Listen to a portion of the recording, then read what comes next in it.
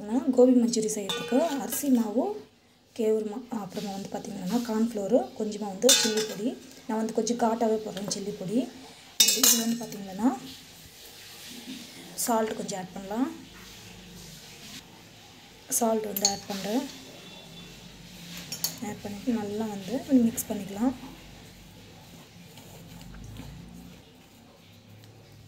So இது வந்து பார்த்திங்கன்னா ஜஸ்ட் வந்து இது வந்து மிக்ஸ் பண்ணிக்கலாம்.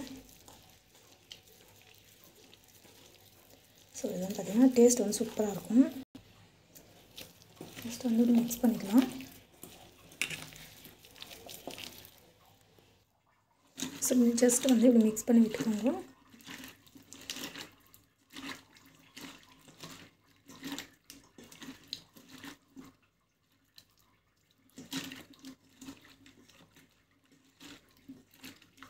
நல்லா வந்து ஊறணும். இது கொஞ்சம் லிக்விடாக இருந்தால் கூட பரவாயில்ல. இது வந்து பார்த்திங்கன்னா அப்படியே ஊறணும். உப்பெல்லாம் வந்து கரெக்டாக இருக்கட்டும். ஜஸ்ட் ஒரு 2 hours வரைக்கும் ஊறட்டும்.